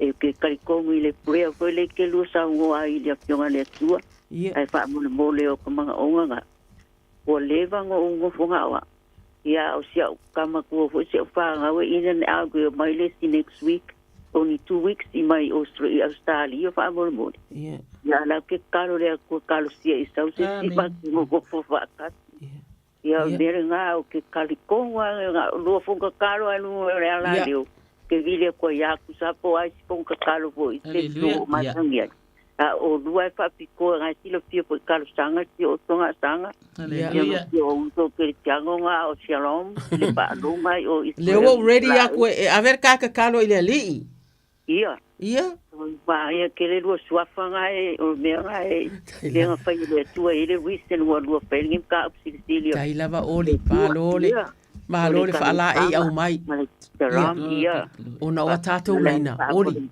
kalo mai lo ka le ala talo atu oli ona o tatou taimi lava wa uti uso e tatou fa moi le tu fa mai le fionga le atua lo nga nga ese a ele me wa e fa no ai wa tu vale fo o te tonu ya te au ise a ya e fa moi ile atua a wa o te toi vivi ya te ia o lo fa aola tanga ia ma lo atua Iova aula mātou ta mā oka se māua lunga o lo walofa. Po whea lava le mea mātou te o iailo mātou po pole isi taimi. Pei o taimi nei le atua. O le tina e nofo to o tasi. O le whanau o le ao mai. O lo mawhau. Talo sia ia sau seisi ma nofo e wa ai au. Pei o na mo onga ia ta mā mātou te ta talo le atua. O lo o ia te ia lava le tō wha le tala no ai ma whanau. O lo o ila wafio fo ia te musu ina lona loto ma lona nganga. Ile suafa o ke riso le atua fa maise ya te ia i taimi o whaingata fa maise i taimi o le whalangona o le nofo to atasi le atua ia o na pipi i mau fusi atu o e tama fusi wana te wai loa le lei oli o na ala ya te oe e te le tu ua ia le tu ai fa leo e mātoula na tatalo i lo na loto atua o i uma o alo lofa ya te ia i niusina nei le atua ai mātou te tatalo ia maua se tala noanga e fa amalosi le tasi si ana whanau o le ao mai ia e mauai fo ile si malosi le whaataliina o le whanau ia ma le taimi o le asauni atu iai whamanuia o li tama o le uso e pele ia i mātou uma ua masani i lau fio ia i se taimi fo i mātou tala noa ia mamalu oe ma ia mamana pea oe ma ua fionga i lo na loto ma lo na nganga ia ke riso lo mātou wali amene ma amene oli amene papitai na yo yusto in Christ ba se tala i se siaso tala noa ia alofa tele mo oe ia tori i baua o pepa a kusile i ke pongo katiu le ia ma wala ulaina ia soifua ia oli fa soifua soifua fatalo fatu tata bala ulunga le laina sau no mai talofa sau no mai talofa e tolu laina o fare tua talo mena sanga ia viera valero fare tua amen pa lo ngos tu foi o si fonga ma o peo o langi na mama so foi le ia vai foi le vala malo ia sau no ia o le uso de tina ia le ta fia a waia esta so foi stalo ta tu se ave pele mo ia tua no na lo fo me na ngali ta tu tu mo le yaso ma o pele fa manianga ia mana o ngā fui ngā mea o iro matua i o na whanau o tau mau ho i atu nu mau ia whapia o na tātou se tālo pa i atu i airo na mana mano nā rofa i hono o atua i se tātou whanau te kawita i a mou mai hui tāla o whio rolo i a sanga whaafitai pēr ma avevi inga o le atua no nanga lele au hae ma whaia mea ungo le tātou ai o ia lava o le mana ma le anganga pa ia o le tātou fisosan siri e whapea foi o na tui nase o whanau ma la tō whanau whanau a la tō whanau ia ola mātatau ma ia la tō roa na awa i lo tātou atua i whapapura pēr no na anganga i o la tō roto lo na mana ma lo na file mu maua e la tō le loto maua lalo le loto mama o na sai ma whapapali ia maua e la tō whamarianga mai le atua ia o mana o ngana ni o meo to telefoni ha isi uso mala watu le lo ni se le nungo leina malo ni se le la talo atu sanga Ia. Ia malo, kai lava. Ia tua ia te oele tina tau mulungu ia o e fo se tina e tapo ia faiva o faia nei. Siana fa. Ilia vai aso ia male vai aso ai e selele lei o le atua fai mai. E vai matinga ina tama matutua o taulele a foi. E pa lava i latou. A o e fata tali a Iova. Aleluia. Fai mai. E to e whawina lo latou malosi. Latou te si ai apa au e pei o aeto. Latou te whemo e. Ai le vai. E latou te savavali. Ai le tinga ina. Aleluia. E se le mana i o le whetala i o le fionga le tua. Ia te oe i le neia fia elo nise. Le i oe. Aleluia. Elo la lofa. I oe, praise God. Pai mai, whaauta, o leo ia Israelu, e le tule moe, e le moe lava. Amene. Pai mai, o Yehova, o lo leo ia, o Yehova, o lo upaolo lea, i lo uitu tau matau. Amene. Pai mai, e le taia oe i le lai leo, ia po o le masina le po.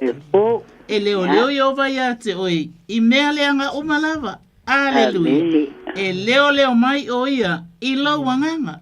Amene. Fai mai e leo ia vai lo urufafo ma lo urufale. E a mata mai nei lava. Ai o ili whaava. O ka se tautalanga le upole atua, o fetala iai mo lo mana o ngai lini iafi. Fai mai e o lava ili whaava. Amene. Aleluia. Aftai ai lelo mātou ta māpa i ai a wafionga. E mātou te le tau tatalo ina wa e whetalai tu sau. Moni. Lava le atua i le mana o ngā olo wafine. Olo wafine foi na te iloa sa ili i ate oe. Aleluia, Father. O lo wafine foi. O lo o ia se nau ta inga ta ua i ate ia. O lea nau ta inga ta ua. O lona mana o lea, ia awa mamata ta ule whanau ia te oe. Aleluia. O lona winga, a wā e loa le tina. E maua i le ola, e maua i le manuia. I le ola nei, ma le ola e whaavavau. Mai ia awa mamata ta ia Iova. A wā foi, o le amatanga lea o mea le lei malava. A mea foi la, e o lava i le poto. Ai mai, ia, o le amatanga le o le poto, ia e a maua le poto. Ua maua mea uma. Aleluia. Ia, ai o le talo. Ia sili o na maua le alofa. E sili na ilo o le poto. Amene. Aleluia. Ia maua le a inga le whanau le whea faninga. Ia o latou mana tua foi. O na alo lofa atu se o latou tina. O wā mātou te tali tonuina. O se whaamalo si anga fia lea i alo nise. O le whaalongo atu o mai le tala i le whanau. O tau mai ma vili mai telefoni atu maua i le whailo inga. Ai mamanu o i ele taimi. E lato te whaalongo mai ai. Ia o sauno atu le tina i upu tima ai upu whaamanuia. Ai o le mea sili ai la mātou whaalongo. O lo o tala atu le tinale nei, le awala e ola ai le lalolangi le nei, e ola i fo i le ola e whaavau. O le manuia whai pea, o le manuia e tū mau, o le manuia o lo o tau mawhai e sa ili uma i ai, le lalolangi matangata uma ua o le fina ngalo lea o le atua. Sa ili le atua manu o maua. Ina ne i o mai aso le anga, ai to e tapa atu ua le ai. Tama e te talo ina i amana ia e le whanau umalava le taulongo longo alo latou tina. I le suafa manu malo Yesu ke riso le atua. A beala na taulongo longo o se whamana tunga matango fia lea i o latou loto. Aleluia. Aleluia. E latou te mana tua e le ngata i le atua. Ino latou mana tua e le tina. E latou te mana tua ai. O lo latou tina o se tina e ava i le atua. O se tina e na te tuina atu umale a inga o to se tangata e na te sila fia o le nuu o le a inga o le kalesia i a te oe le atua. Tama o na matu whawhetai ai lea. Whawhetai ona o loo iai nei ti nā matutua whapenei. Aleluia. Lātou te iloa tala. Whapapula pēlau mā lama lama. O fia pe i o la tau loto. Aleluia. A wafo i tama o awa fionga o le loto fia o le vai la aua o ngā lea. A vea lea tua i le loto fia o se vai la aua o ngā lea mo i la tau. A wafo i wha longo atu i au whamanianga. I le whanau. Ia o te iloa fo i tama ua tele se au ngā tupulanga e tupu mai a te ia. Ia vi, ia oe whaavaulo mātou tama. Whamaria tele ia te ia. E ala i lau sua, wha Yesu. Amene. Malolo ni se o tātou laina manuia tele o ele tina. A whita. Uro whai tua. Ia sanga o tu pupu inga pia ia tua. O lua nganga wa fui ngā mea pa ia uro whaia. Ia tātou te whamanu whataki ino nā rofa malo nā ngarirei. Amene. Maua pe tātou lo mafutanga fia. Mai e tātou au rea tu fure. So e whamana tuina so i fua mai o tātou o ni whaolo i Yesu Keriso. Ai lava. Ia, ma ia so i fua ia o ele tina. Pui o roi a orofo le atua. Ma ua se malo longa file mo. Ala whai fo i tae au wha fo i rona vi inga. Ia e sua fo Yesu. Amene. Amene. So i fua ia lo ni se. Whaatalo whaatu i le o i le laina sau no mai. Ia, o te mo e whatalo whatu fwela ia le ia te ulua nga iu. Iu tina matatua. Aleluia. Talofa. Ia, ma roto i fua malangi mai a ki ulua. Tatu tau fwoi whamalo. Whamalo fwoi seo ki ngā olo risenga ngā. I na wala au. Ure alu seo ki ngā i le hausi. Ia, ai, e le isa u se meo ki mga oai anga uwiri a koe whaftai kele lava i le lua kau ki ngā ngi kau sanga a koe ia maso vai aso uma onga kau moringa mea kakaro fia ke le whalongo longo iske meo ke aka mo ki ro peru siva ia mo wala au koe le a koe ia whakuku mau te inga pe o rua lava ia ioma ingo ai mase le maro si whare anganga o ki whamangu ia ke o rua ki si masi mare kau sanga fau ia o le whalongo longo pea maro lava soifua palangi mai a ke o rua ngai o ngā makua. Ia o le wonge Yesu Keriso o ngā taungan menga o vili a kwai. Ia lo su afa. Ile lava mo kalo. Oi. Lo su afa. Oi le sau no. Ia. Ia o ngai o funga le vao po funga. O funa o le vao. Funa ma o le atatalo atu mo oe whaafetai anga le lei whaafetai whaamalosi. Whai mai le. Ia whaapinga. Ia masisi. Se umala na tala o na tatalo lea. Se umala utala o na tatalo lea. Ia. Wa. Ia, sa mua ia mai ia rua fioma. Fai maile. Ile lava. Funa fai maile fionga le atua lo wanga ngai fa amanu atu ia Yehova. O mea uma te tonu ia te fa amanu lo na suapa ia. Lo wanga ngai fa amanu atu ia Yehova. Awa fo ine ingalo se me tasi ona me alofa. Fai mai fa amanga lo wa mio leanga. Uma lava fa amalo lo uma ia. Fai mai e maua uma ia mea ile alofa mai o le atua. Yehova au lo matu tama.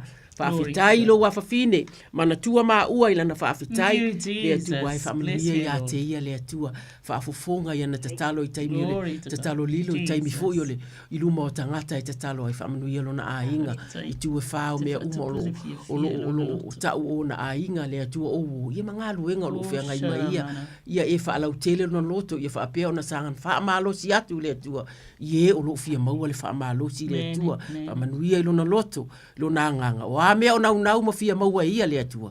Ia o laua fio te fōai. Ia o le mātatalo lea tua ala ia Keriso lo mātou ali. Amene ma amene. Glory to God. Ia. Whawhitai lava. Whawhitai lava. Amene lava. Ia. Alo whaku ilo a fionga pele manguia ki smasi markausa kuwa. Tina ko iska ku skuangangi ia sau. Ia. Manguia ko. Ia soifua ia. Wha soifua. Wha soifua. Mana ia. Ia le tua. Amene. Thank you, Lord. E sa wale wha amalosi ia ea. Lea ia le taimi e tu ia sanga e whaisi te talo. Tango i whapupusi na te talo si o uso fo. Aleluia. Ia le ia le tātai. Le kau balabala o matangata. Aleluia. Ia o ia i le laina. Sauno mai. Sauno mai le o i le laina. Amen. Malo soifua. Pamalo. Lilaki. O lilaki. O lao, na sili ngai manguia lava o rua le loko. Aleluia. Ia, o le mea masangi lava.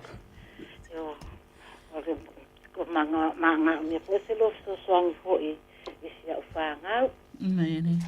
Ia. Wa kalima sia la fanga sung polua pa te foi se fanga i Australia. Le nga kai le o se ko nganga mga yo la ko ai nga fo yo au. Yo ka apesoro ngila lang pe ngai Amerika Hawaii ma Australia ma ngai i Samoa. Ya le nga kai le nga yo prema nga yo anti o mokianga ma ya eli. Hallelujah. Makangi e masio friend ma o mangaya e mga yala ko kapanga uma e we po e lalolangi e kan pongwa o mala bala ngopoang e fela e mo le alo ya alena kailea sia e kalesia tinama tama tua ma ai ngai kasi ya fa pe foi nga yo ko e kamba ma ko ai nga o ko fila ulu ya ma ele ya ai le nga ka foi le fa mole lava ya nga yo nga o sia o lu fo yo o sia ka sengi le ko ko nga inge sa si mai kon masi fa ka si ma o kale vi ko le pisi ni kai ya a lava le ngai lava o me ma sangi lava ka ko o ma ya ki wa ni se nga ya ma ka ika ya e mai se fo e si ai nga sia ko lu nga yon ko fa singe mo nga o so mala ko fa nga uma le lava mal fa alo nga ya ki o lua o usa fa mole la hallelujah amu ya tangata ole fa tutua ya Yehova alola ki ya talo sa ole wa fa Yehova mona fa tutuanga awa o ia e fa pe ole la au what do ita patfani o vaita fi fai mai waso solo atu ona a ita fatafane ole vaita fi na te leilo a fo i pe au o mai le bebela. E lau o la ola o na lau. E lea atu vale i le tausanga o le la mala. E fua mai pe lava o na fua.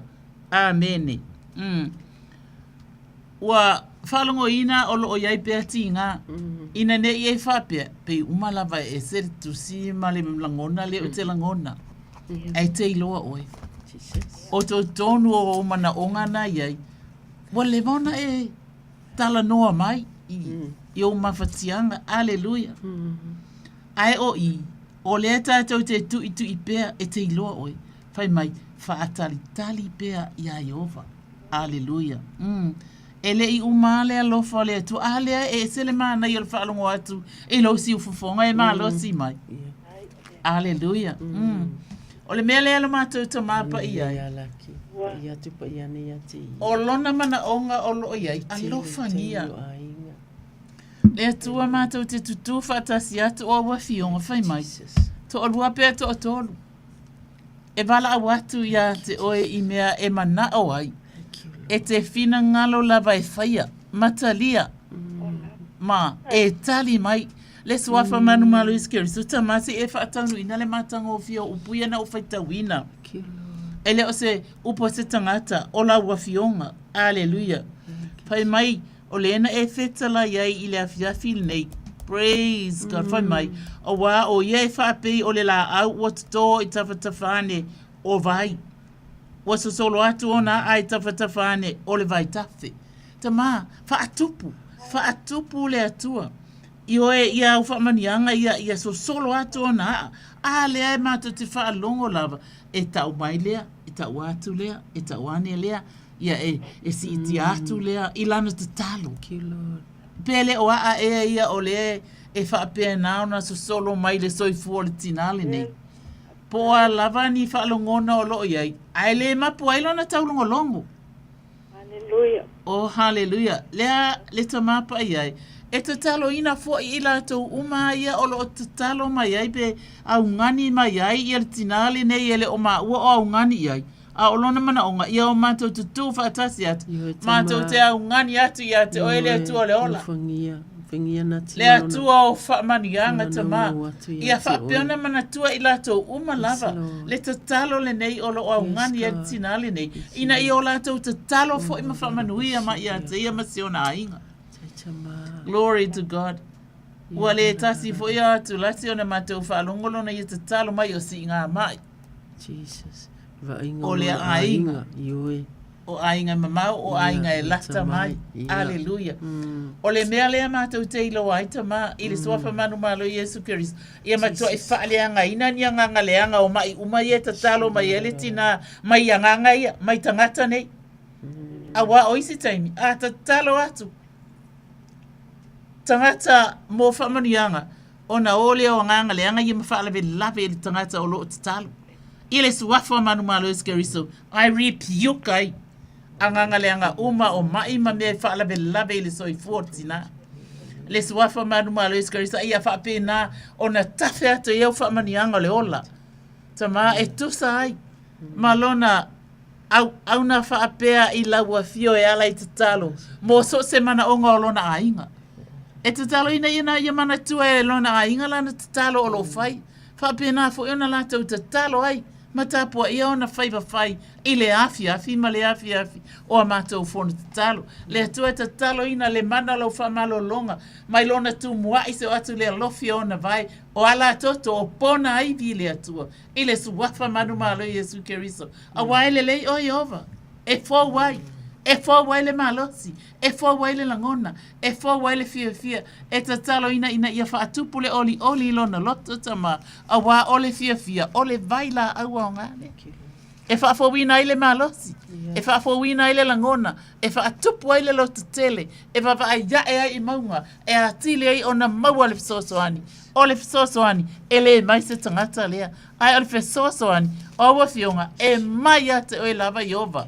Tama ea ole tatalo lea wha mole ia manu ia le kirisi masi le atua i lona soifua malona a inga ma i lato umalab olo o ia tatalo ai vi ia oe tama le alo male nganga pa ia wha aftai Yesu amene ma amene laki tai wha aftai lava e wha aftai tele o mea umai olo sauno ia Aleluia pesili lo ma fofau Ena whaafitena losi na sia a lea fionga lea teolo whaatasi ma olu. Amen. Glory to God. Anu ia tele o ele uso malo le puno uma. Aleluia. Ma le alofa i ainga ma le tatalo. Aleluia. Tatou te whei loa i se taimi o mua o o tatou laina. Alofa tele atu ma ua mua e laki. Ele madianga le tuma whalangi ia te o lua fo e na ia uso. Glory to God. I home tonight ia whamanuia fo e le atua ia te o lua Thank you, Lord. Hallelujah. Yeah, tai lava. Lava moleanga lei. Thank you. Fasoi fua le laki. Fasoi fua. Fatalo fatir vala au le laina sau no mai. Talofa. Talofa. Yeah, hello. Hello. Yeah. Yeah. Ke mo ke ra ki lo fa funga mai lo kaleo. Yeah, sau no ia. Ole fulu ma le Kale se kulo la. Yes, au mawhai mai. La na fuili lo bala wa ku ke manga. Hallelujah. Ke mo ko foi ma show pale no la ya wangu kia. Toma kovia. Muangu tutia. Ya. Ro mo ye mai kele mai lo mo. Ka ku o ke mo ya. Au ma poko ka po ka ku fa ele tu fa mai manga le. Amen. Thank you, Lord. Amen. Hallelujah.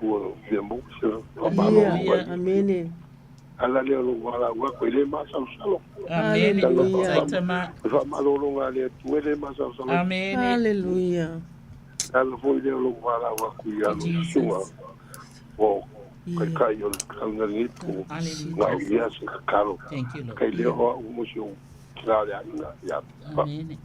Ia mai sa whanga ulai ki a milo ma pa mungu ia mga umia si kakalo ia mosio wai wha mole mole wai nga uma ia uso po wha ia uso ia laga lei o le tuki ia pola ia wala wakure masano o ai le sa unoa o pari Papali i malo le ono sai. Fai mai le afionga le atua le nai e te tali tonu mai ai. Fa auta o lo sila Yehova ye matata u ia te ia. O e fa moe lo na lofa. Ina ia la vea ia te ila tou ai le oti ina ia ola fo ila tou i le onge. O lo fa tali o tatou loto ia Yehova. o ia lava lo tātou fesoasoani ma lo tātou talitā. Awa alo o fia ia te ia o tātou loto. Awa o tātou whaatuatua i lona suafa pa ia. Yo vai, ia i lunga ia te i mātou lo walofa. E pei o na mātou wha amoe moe ia te oe. O le salamo e tolu se furu le nana ufa i tawina. Yo va o aula mātou tamā. O le tamā e nau i la wafio. O le tamā ua i loa la wafio. O le tamā le atua. O lo o nofo i la wafio le atua e. Si i atu papali i ma le tina o le ainga. Si ana whanau la iti. O na uso matua whawhine tamā. Mātou te tatalo le atua. Asia i lātou. Asia whaaliali le atua. I lo walofa ia te i lātou. Ia patia. Ia pati patia lo wanga le lei to tonu o le nei ainga. Ia o lātou loa se suinga le atua. Lea ua lātou whaalongo i lo si ufafonga. Lea ua lātou i loa upu wa uma o na lātou iai nei. Ma tā upu o wafionga tamā. E te le whaamaina le nauna watu ia te oe. E te le whaamaina e le na ina lo walofa le atua. E te alofa whaaliali. O lau whanau tamā. O lo ta umai fo ingoangu tuti o lo ngase le atua. Whai maila na tala whaali lo mana i oe tamā. Whaali lo mana i le pongi sāma le mala malama le atua. E mea o i aile wa aie tangata. Ai sili. I mea e le o i aila na wa aile atua. E pa i atu. Asia moangu tutia. Whaamanuia e o lo tausia ia le atua. Lau whaauunga le atua i le alofa. I le tuu atu. I le tausinga le atua. O tau mafa o vainu. Tonga fitinga le atua. Ia i aila wafio. Ia i loa. Ia langona e moangu tutia. Talo whae ai foi o te talo mai papali i male ainga. Ta māmatou te talo i le lautele. O a umanisi mea le atua. Ia afia ina o no le vala au mai o papali i le nei afiafi. Pe vala au mai na le tasi lua tolu tangata le atua. Le atua ia afia lona ainga i tue wha. E le ngata i New Zealand nei au Samoa le atua. Ainga o lo whaatali mai, ainga o lo tatalo mai e ka le sia. O lo o tāpua i le atua. Mātou te tatalo i tu whaatasi uma o mātou leo. Mala mātou vala au atu ona o papali i le nei afiafi. Malu puipuia le atuai, ia i longa le nei aso le atuai, i lana vala au ma lana whaalatala atu le atua. Whaafia ina lona loto atili, i lona atua, i lona tamā o Yehova au, e ona le malosi umalava. Ona o kerise o mātou vala au atuai. Amene ma amene. Papali i. Ia, ele lava ia ki olu fatua. Amene. Mo le whamalo longa ni. Hallelujah. Thank you, Jesus. E masau sao la walu. Ni whawhitai tamā. Ia na te lei a kukunga ele atua. Tangaka karikungu. Yo kunga ia ai le. Nei wapenga, susua kuai le manga o le atua. Ia o kausanga e ola. Thank you, Lord. Hallelujah. Ei o hawakia. Mga uia to sanga. Tarwa mungia le atua. Hallelujah. Taile atua. Glory to God. Taile na ola wafia mana omoro watari tama. Ia. Ia soifua ia to fa soifua. Hallelujah. Ia fatala fata tatabala au ile lunga le laina sauno mai. Talofa sauno mai. Talofa e po langona mai. Sauno mai le o lunga le laina malole ono sai. Ia atono lai ele o maua pe a alo faia isa ako malole ono sai ia isa ako ia la fai pesa tato tatalo ia hallelujah tato tatalo ina mo ia ilato o lo maua I fano no anga ia amene hallelujah tama ele ai sei sima to te suru fai Jesus wa fo yo la wa fio o le atua e fa pena ona e fa ma fana e te fa ma fana I loto ma fatia e ta tonu fo e fa no fo I tangata I si fo I tu ma anga o le soifuanga a o yaini a inga o male pelepe e fa pena ona mo wai ia fa no anga o ma tau tatalo ina o a lava I tu a inga fa no anga po o mafatianga o lo o fa pena ona mafatia I so se tasi ile neia fiafi e tu ina atu I la wafio tama ele pupu o hallelujah o la upu fo I e mama ai o le pelo o le ati e fa amu wina ai me leanga uma e fa lave I le soifua o lau whanau I le suafa manu ma le Iesu Keriso se a apa atu tama. Lau wha ma whana whananga wha ma whana whanai on tama o ma whatia i ni ainga mali pelepe po tina fo i o whapenana ma whatia ainga mali pelepe ia po o i la tau fo i o ea ma whatia whanonoanga ona o lau a minga pa ia. Thank you, Lord. Oe o le pule o le mana. Ele ai se me mativa ai lau a fio. E te le mativa i le ola, e te le mativa le tamau a inga. O le upu e maa losi ai le tangata. E te le mativa foi i le whaapenana e whaamalosia ma whaamawhanawhana i e olo te whaanonoa. Ia vi ia lea tua, whaatalo whaatu tata walau nunga le laina. Sao no mai? Talofa? Talofa i le nunga le laina. Aleluia. Na e te ele o mawaturo te Talofa po o langona mai sao no mai. Glory to God. Sa ako ia pe leo. Ia. Talofa ai a fai o langona leo ai. Ai leo mafai na tala no mai. Ia ono sa isa mo tu lo lava ia lava so e mawai taimi fa apea o laina ai ono sa mai o le a foi. O lea iai dai minu te lea totoe a isa ako. Ina minu te lea totoe. Ma no lava ua mau te lea wha avai vai ai. E toi tu watu se tatalo. O lea tātou tatalo mo le malo.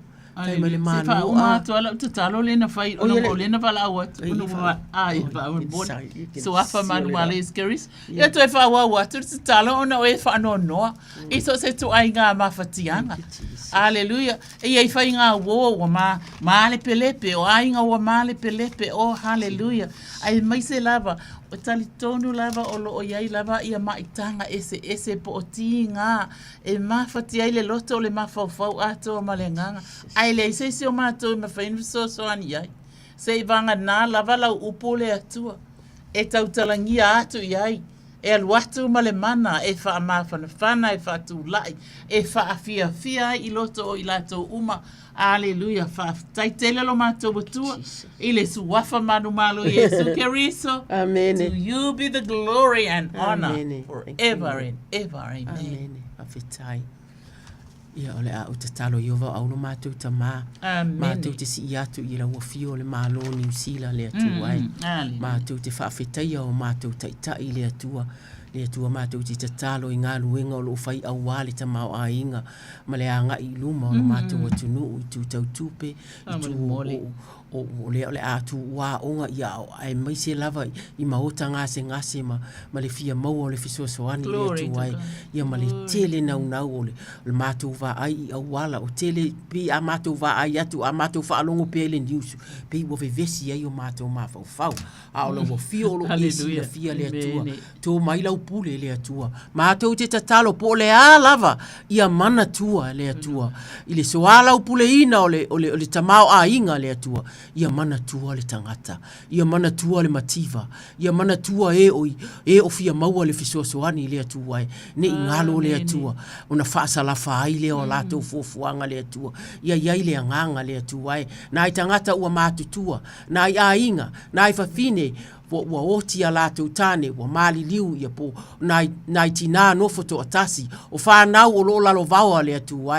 o e o lo i tonu o whale pui le atua, whanau o lo toyo se hanga uma o onga le atua malo o longa, tāpenanga a wale tausanga fauta mātou te tatalo, whaamanuia a lātou talanoanga i tonu le maota le atua ia tāua i le tangata, le atua lona tofinga le nei taimi, e le tu mauai, a olona taimi le nei a watu ni e seta i te tonu o le malo le o le mātou malo le atua ni e seta e mawhai ona tautala on behalf of the people Father, e o atu i o luma, lātou te iloa, e nofo atu matala no atu i lea sui, ma whaapese sa uia tāta talo ua lunga la lo fo i le fonotanga i le nei aso, pe whai atu i lea uso, pe pu atu le ao le ali pa le mia ma whai atu sa uia, se au maisina minute, se i ta talo mo oe ai te le ia loa tama ia tala no anga le atua e mawhai ai le atua ona ava ese mai mea o lo i le loto o le tangata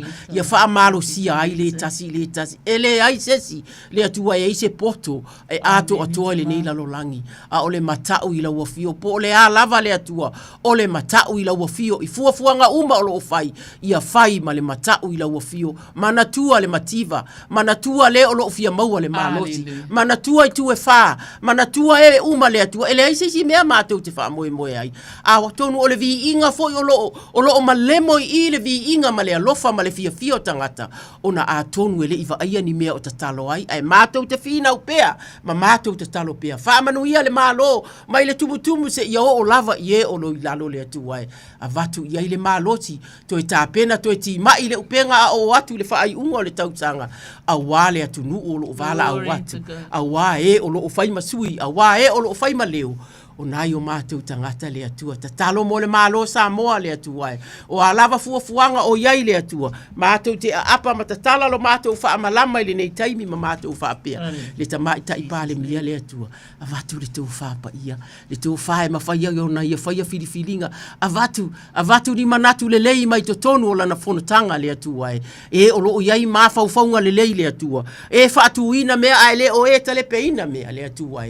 Ia wha apea le musunga le na o fa moe ia lo matou ta isa mo ia lo fangia nu uma e mai se na yo matou nu i tua le atua ia o atu ia le tamao a inga ma le alofa le atua fa penale so se tasi uma le au fai ngā ruenga sa moa le atua fa manuia ye o lo ono nofo mai i kesi ma o lato wa aia le tele o le tamao a inga o le atunu le atua ia manatua lava ia manatua a fia isi o na vao le atua ia lo fangia fa manuia e kalesia fa manuia ngā ruenga fa manuia le asuina o le ipuvai o le ola i so se nu uma so se nofo anga fa pena lo matou apa atu i la uafio i le neia fiafi ona o ke riso lo matou ali amene ma amene fa fetai sa ako e talo fai. Can I have one more prayer, dear?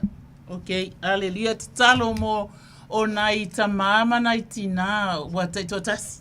Oh, I did touch on that. Yeah. Ah, did you? Yeah, it's all right. Yeah. Oh, hallelujah. Fine. Yeah, ala salamu e fa, sela fa fitu. Yeah. Se ai pula salamu nga e on valu lengo na utau tatalo watu nei. Hallelujah. Amen. Salamu e se lau fa fitu. Thank you, Lord. Glory to God. Thank you, Lord Jesus. Se kutu e polka salamu nga mole salamu e se lau fa fitu fa po tolu. Yeah. Ai kango le fai kau au kakalo ai. Yes, se lau fa fitu. Ka o mai ta fonta talo. Mai sa mo apine. Glory to God. So you put ramo se lau fa se fun mai fitu fa you po tolu fa mai. E fa malolo e ina e ia e ua loto momomu. E fufusi e ia o lato manua. Hallelujah. Amen. Hallelujah. Ia whaftai e te maha. Yo e. Ua tu ina tule na ama tau te talo i o luma o na e tali tonu ina. Ole ko kele o le o loto momomo. Ele na o le oti ua momomo ele loto. E iai whala velave te tonu a inga iai fo ele mativa e momomo ele loto. Ole mawhaina to tongi le whale. Hallelujah. E iai fo i ia nisi mativa ua whapena ona male pelepe a inga ona wale mawhaia ona whaia whala velave le tamapo whala velave le tina. Moa de ma mea e mawhati ai a inga. E mawhati ai whanau aitu ina atu i lau fio tama. Abatu ia le poto. Abatu ia le atamai. Abatu ia le alofa e ta ia me uma. Hallelujah. Abatu ia ile alofa e mawhai ona tau whai ono sa ia tu langa e o mai. Abatu whai le malama i a inga. Pe a whai wale mawhai e nisi o tutono le a inga. A ia whapena fo, ona ia ile poto. Ina ia ona i whaaru wale ai. I isi tu unga po amea pe ona ta ua fo i taimi o i luma. Ia le tupe. A ia whaasoa le lei. Ia whaia ma le poto mea uma. Hallelujah. Tama ea. Ia ole nale toi te taro e toi tu ina atu. Ina ia whapena o na iele poto male ata mai. A wale ua lata mai aso o malolonga. E vawe i ona motu ia le whaasoa. Ia whaonga ina male poto lau foa i wa foa ina mai. Whapena fo i e matou. Whaftai tele lava ta mai ala i lo suafa Yesu. Amen. Whaamalo, whawhetai. Ia, Samoae. Whaamalo lava, whaamalo watu nai i o li sunga ia isa ako. Whamania ia isa ako. Whaamalo Samoa ua tātou o mai. Ili si ui o la tātou polo kalame. Ia e le o mātou. E le o mātou a o le atua. Hallelujah. O lona vi inga o le a mai le malosi. Mātou te whaafetai a ia Samoa. O Salome mito moele nei. Ia whatofa, ia soifua Samoa, ia o tarasanga politiu atoa. Soifua ia Samoa. Anu ia, lene fo i wikendi suafa Yesu. Amen. Ia aloe. Alofa molo watali i mato mafuta ele ni fiafi. Hallelujah. Lene fiafi. Kota kataramana.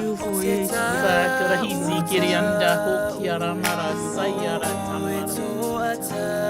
Kiriaramara. Mato te fo atuai.